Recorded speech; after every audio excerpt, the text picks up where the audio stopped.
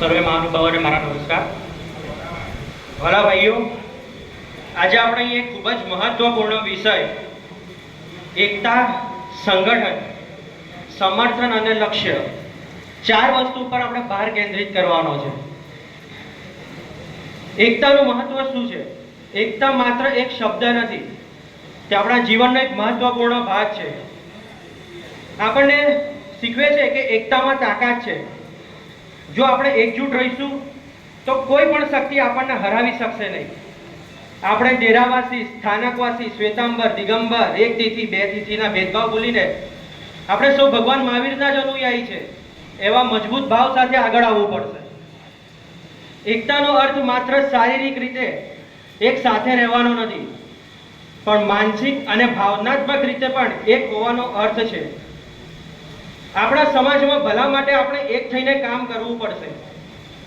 આપણે ન ભૂલવું જોઈએ કે આપણી એકતા અને સંગઠન આપણી સૌની મોટી તાકાત છે. બીજું છે સંસ્થામાં સંગઠન, સમર્થન અને સમર્પણ. એકતા ત્યારે જ અસરકારક બની શકે જ્યારે આપણી પાસે મજબૂત સંગઠન હોય.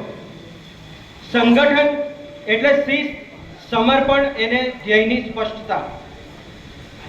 આપણે આપણી સંસ્થાને એવી બનાવવાની છે કે જે આપણા સમાજના ભલા માટે સમર્પિત હોય ને જે આપણી સાચી દિશામાં માર્ગદર્શન આપી શકે.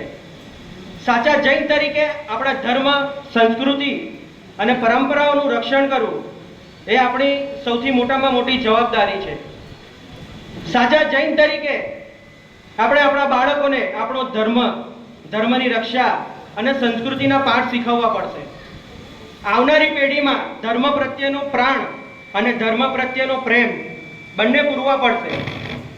તેઓને આપણા ગૌરવશાળી ઇતિહાસથી વાકેફ કરવા પડશે અને આ કરીશું તો જ આપણો ધર્મ સચવાશે અને આપણા ધર્મ ઉપર ગર્વ પણ અનુભવાશે. આજે આપણે જૈન અને અજૈન દરેક સમાજમાં વિભાજન અને નફરતની લાગણીઓ તો જોઈએ જ છે. આવા સમયે આપણે બધાએ આપણા આદર્શોનું પાલન કરવાનું છે. આંતરિક ભેદભાવ છોડીને એકબીજા સાથે મજબૂત બંધન બાંધવું પડશે. આજે સમાજમાં સમયની માંગ છે. સૌ કોઈએ આગળ આવીને આપણા સમાજના સંગઠનને મજબૂત કરી એકતાનો સંદેશો આપવાની જરૂર છે. અને છેલ્લું છે લક્ષ્ય. મિત્રો, આપણે સૌ નાના નાના પ્રયાસો પણ ચાલુ કરીશું ને તેનું પરિણામ ખૂબ જ સારું આવશે. અને દરેક વિચાર એ આપણા દરેક પ્રયત્ન મહાન પરિવર્તન પણ લાવી શકે એમ છે.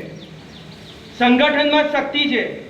જો આપણે બધા સાથે મળીને કામ કરીએ તો કોઈ અવરોધ આપણને રોકી શકે એવું છે નહીં.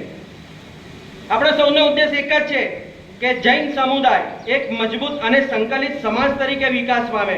તેથી આપણા બધાની ફરજ એ છે કે આપણે આપણા જૂના મતભેદો ભૂલીને નવા પ્રયાસો સાથે આગળ વધીએ.